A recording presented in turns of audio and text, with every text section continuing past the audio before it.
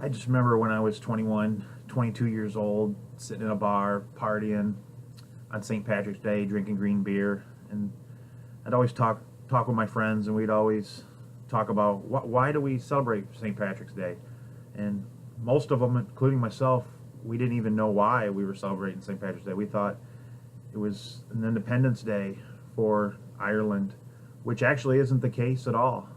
Um, St. Patrick's Day goes back more than 1700 or 17 centuries. St. Patrick's Day commemorates the day that St. Patrick died. St. Patrick was actually a person who was raised in Britain but actually came back to Ireland to spread Christianity to the Irish. He was very famous. He was considered a saint. He was a very important part of Christianity and spreading the word of Christianity to everyone in Ireland. Green is actually the official color of St. Patrick's Day, and it has a lot to do with their flag. As sort of as you can see, it's green, then there's white here, and then there's some orange. You really can't see it on my flag here, but the Irish flag does have a third of it is green, and they take a lot of the green from the flag. Americans are actually responsible for a lot of the hard partying that is done on St. Patrick's Day. That's more of an American tradition, as most pubs, and it was against the law to actually drink on St. Patrick's Day all the way up to into the 1950s. Most, if not all, practicing Christians in Ireland will attend church on St. Patrick's Day, and they'll go to a large mass, and they celebrate the holy day. It's a holy day of obligation around the country in Ireland. After attending mass, families will come home and they'll cook big feasts. They'll have potatoes and corned beef and different vegetables and potatoes. As you can sort of see in this picture, this is a picture of some corned beef, and then we have some carrots and potatoes and cabbage. Cabbage and corned beef is one of the main dinners that Irish actually eat on St. Patrick's Day. On the holiday itself, Irish citizens, they actually wear little shamrocks on the right breasts of their shirts, little pins that day. Irish really they don't always wear just green. They actually will commemorate the day by pins on their shoulder, on their right breast actually. In Dublin, there's actually a 5-day feast a festival that goes on. They do different fireworks and concerts, and it ends with a giant parade. Folklore in Ireland, which is talked about a lot with St. Patrick, is he tried to condemn and actually outlaw and get rid of snakes on the island, and then he also was trying to basically say that a 3-leaf clover was due to the fact it was to symbolize Holy Trinity.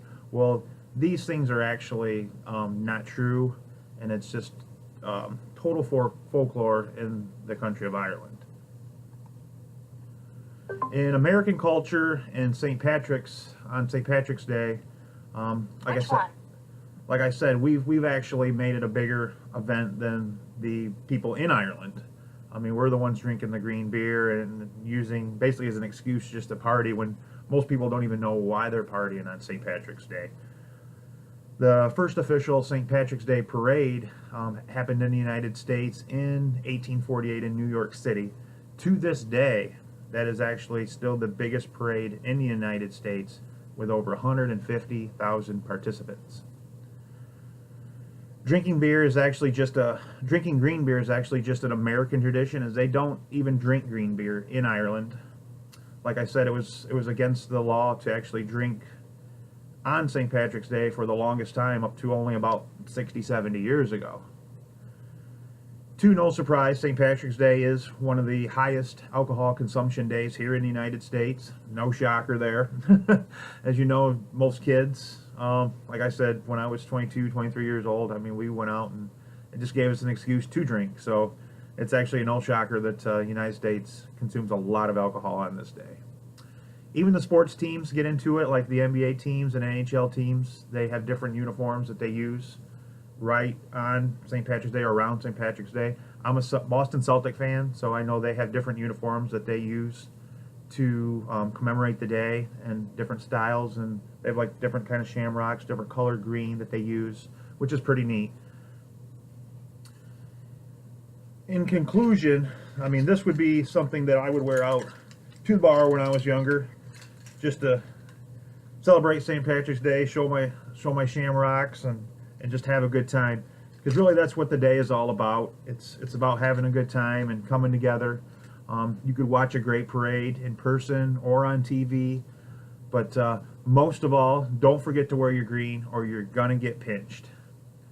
Now, for this speech, I had 3 different references. I used the history of St. Patrick's Day. It was 9 facts you need to know about the holiday's origin.